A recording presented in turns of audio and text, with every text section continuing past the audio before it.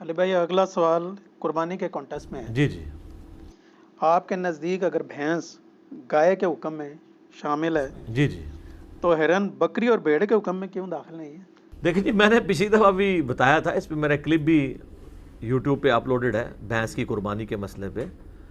ہرن اور بھینس کا معاملہ بالکل الگ ہے۔ بھینس بہیمت الانعام ہے اس حوالے سے کہ یہ پالتو جانور ہے۔ ہرن کیا پالتو جانور ہے بکری کی طرح؟ ٹھیک ہے، اس کے کھر کٹے ہوئے ہوتے ہیں، وہ بھی مویشیوں میں آتا ہے، لیکن ہرن پالی تو نہیں جاتی سر، وہ تو اتنی تیز بھاگتی ہے کہ ایک بار شیر کو نہیں پکڑائی دیتی۔ آپ ہرن کو پال سکتا ہے؟ ٹھیک ہے نا۔ بھینس گائے کے حکم میں اس لیے داخل ہے کہ بھینس بھی مویشی ہے، وہ جو پالتو ہے، اور یہ میری اپنی نہیں ہے، یہ سلف کا اس کے اوپر اجماع ہے۔ کتاب الاجماع امام ابن المنذر کی کتاب ہے، پہلے 300 سال میں لکھی گئی ہے، جس میں جو مسلمانوں میں اجماعی مسائل ہیں نا وہ لکھے گئے ہیں۔ اس میں یہ لکھا ہوا ہے، میرا اس کے اوپر اللہ سے کلپ بھی ہے، بھینس، گھوڑا، انڈا، مرغی کے اوپر۔ اس میں نے ویڈیو کے اندر وہ جے پی جی بھی دکھایا تھا کہ گائے والا جو حکم ہے نا، بھینس گائے کے حکم میں داخل ہے۔ ایون زکوٰۃ جو لی جاتی ہے، کلیکٹ کی جاتی ہے کہ اتنی آپ کے پاس گائے ہوں تو اتنی زکوٰۃ ہے، بھینسوں کا بھی وہی کیٹیگری ہے۔ یہ چونکہ یہ اس علاقے کا جانور ہے، بھینس تو جناب عرب ملکوں میں رہ بھی نہیں سکتی جتنی وہاں پہ گرمی ہوتی ہے، کیونکہ اس کو تو آپ کو پانی مارنا پڑتا ہے۔ ایون آپ دیکھیں یہ بھینسیں جو آپ ذبح کر رہے ہوتے ہیں نا، اس دوران مکمل ایک بندہ پائپ لے کے اس کے اوپر کھڑا ہوتا ہے اس کو ٹھنڈا کرنے کے لیے، پھر وہ بیچاری چونکہ یہ پانی کی بڑی دل داتا ہے نا، بھینس کو گرانے کا، یا بھینس بھی نہیں، بھینس سے ہی ہوتا ہے زیادہ تر، کٹیاں تو بہت تھوڑے لوگ، جو دودھ دینے والی بھینسیں تو کوئی نہیں کرتا، تو اس کے اوپر مسلسل پانی ڈالتے رہتے ہیں نا، وہ اسی میں خوش ہوتی رہتی ہے، اور نیچے جناب کسائی اس کو ڈال کے کھینچ کے گرا لیتے ہیں۔ ٹھیک ہے، کیونکہ یہ پانی کے بغیر نہیں رہ سکتی۔ گائے ذرا سخت جان جانور ہے ایز کمپیئر ٹو بھینس کے۔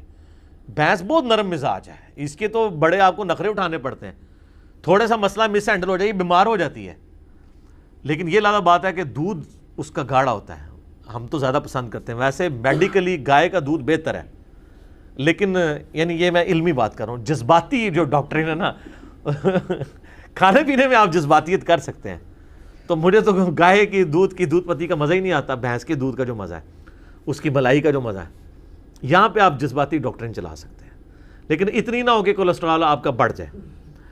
تو اس لیے گائے کے حکم میں بھینس داخل ہے قربانی کے اعتبار سے۔ ہرن چونکہ ایک قسم کا جنگلی جانور ہے، اگرچہ وہ مویشی ہے، دودھ دیتا ہے، لیکن بکری کے اس طرح قریب نہیں۔ بکری کے جو قریب چیز تھی وہ نبی علیہ السلام نے بیان کر دی۔ آپ کو مزے کی بات بتاؤں، سورۃ الانعام میں اللہ تعالیٰ نے 4 اقسام بتائی ہیں بہیمت الانعام کی: بکری، بھیڑ، گائے اور اونٹ، لیکن اس میں مینڈے کا ذکر نہیں کیا۔ بخاری مسلم اٹھا کے دیکھیں، نبی علیہ السلام تو چتکبرے مینڈے قربان کرتے تھے، تو مینڈا جو ہے وہ نہ بھیڑ ہے نہ بکری ہے، لیکن نبی علیہ السلام نے اسے اعزازی طور پر بہیمت الانعام کی شکل میں داخل کر دیا ہے بکری اور بھیڑ کے حکم میں۔ قرآن میں تو مینڈے کا بھی ذکر نہیں ہے سر۔ اگر کوئی کہتا نا 4 کے علاوہ ہوتی نہیں قربانی، تو نکالے مینڈا کہاں سے آیا؟ وہ بخاری مسلم سے آیا۔ تو نبی علیہ السلام نے کیا معاذ اللہ اس کو چینج کر دیا قرآن کو؟ نہیں، آپ علیہ السلام نے اس سے بھیڑ بکری کے حکم میں داخل کیا۔ اسی طریقے سے آپ علیہ السلام کے بعد جب مسائل کو سامنے آئے، جب یہ بھینس والا جاموس اسے کہتے ہیں عربی میں، وہ البقرہ گائے کہلاتی ہے، تو جو ایکسپرٹ ہیں لغت کے، فقہ کے امام ہیں، جن کی یہ فیلڈ ہے، کسی ایک نے بھی اختلاف نہیں کیا۔ اب 14ویں صدی میں آگے چند اہل حدیث اس مسئلے کو لے کے تو گھسیٹ رہے ہیں، سارے اہل حدیث بھی نہیں، اور کہہ رہے ہیں جی جاموس جو ہے وہ پاک تو ہے، اس کا گوشت بھی حلال ہے، لیکن قربانی نہیں ہوگی۔ بہیمت الانعام تو ان کے لیے علمی پکی ہے کہ پھر آپ مینڈے کو بھی پھر کس طریقے سے داخل کریں گے اس میں۔ تو اس معاملے میں جذبات آپ کا نہیں دل کرتا آپ نہ کریں۔ ہم نے تو ہمیشہ یہی کہا ہے کہ آپ اگر بہتر سمجھتے ہیں، یہ نہیں ہے کہ میں نے کوئی بھینسوں کے فارم بنائے ہوئے یا میں بھینس قربان کرتا ہوں، مجھے تو بھینس کا گوشت بھی اچھا نہیں لگتا، مجھے پسند نہیں ہے، اونٹ کا گوشت پسند نہیں ہے، ہمیں تو بکرے اور گائے کا گوشت ہی زیادہ پسند ہے۔ یہی ہمارے ساتھ، یعنی بچپن سے ہم نے چونکہ یہ کھایا تو اس کے ساتھ ہم فیملیئر ہیں۔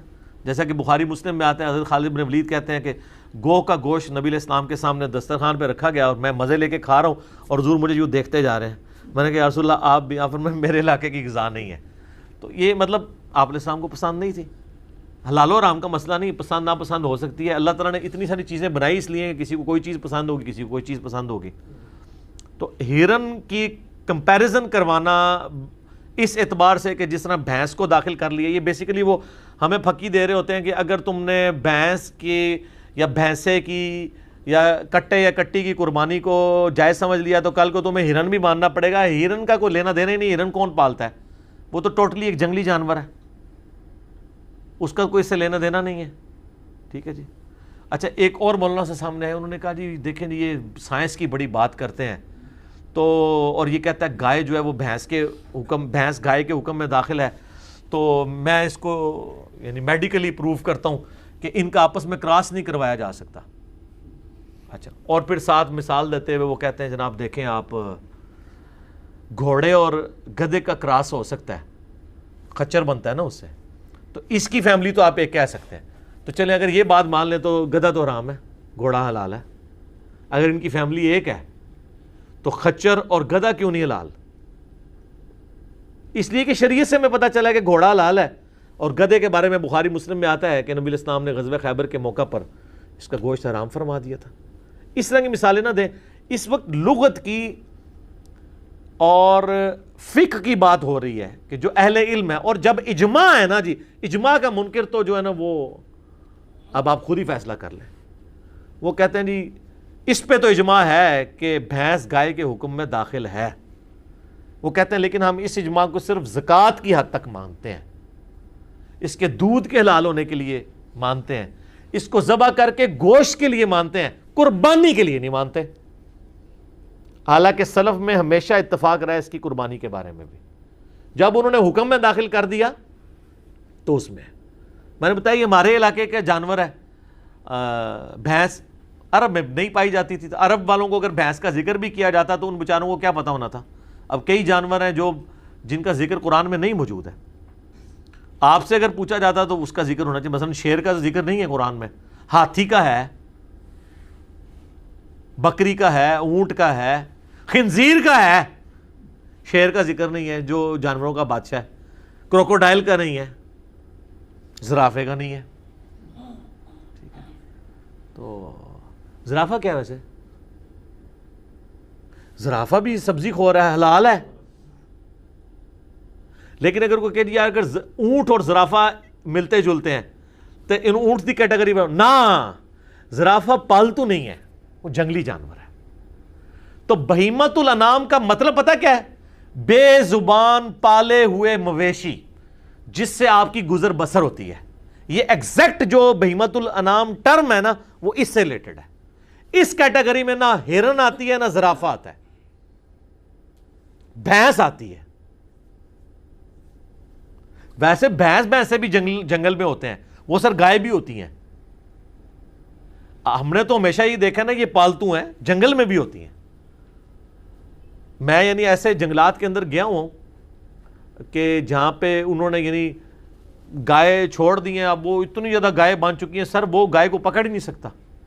شیر کو پکڑنا اس گائے کو پکڑنا برابر ہے.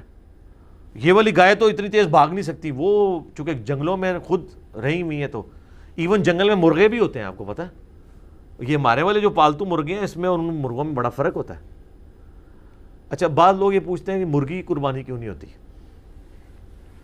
بھئی مرغی حلال ہے، حلال ہر حلال چیز کی کوئی قربانی کا معاملہ تو بالکل الگ ہے. وہ تو انڈا بھی حلال ہے، اس کی بھی قربانی نہیں ہوگی، لیکن ویسے صدقہ کر سکتے ہیں آپ. مرغی کو آپ ویسے ذبح کر سکتے ہیں. وہ بہیمۃ الانام میں نہیں آتی ہے، مویشی نہیں ہے. وہ تو میمل ہے ہی نہیں ہے نا، وہ تو انڈے دیتی ہے نا. میملز تو وہ ہیں جو بچے دیتے ہیں اور دودھ پلاتے ہیں اپنے بچوں کو، جس طرح یہ مویشی ہیں. تو اس لیے یہ دو ڈیفرنٹ چیزیں. اچھا ہو گیا اس کو کلیریفائی کر دیے. باقی ہم نے علمی دلائل رکھنے تھے، آپ کی مرضی. ہم نہیں آپ کو زبردستی کہتے کہ آپ بھینس کریں، نہ میں خود کرتا ہوں. ہم تو بکرے ہی کرتے ہیں. آپ گائے کریں، بکرا کریں، اونٹ کریں، لیکن اس کے اوپر فتویٰ نہ لگائیں. ٹھیک ہو گیا جی.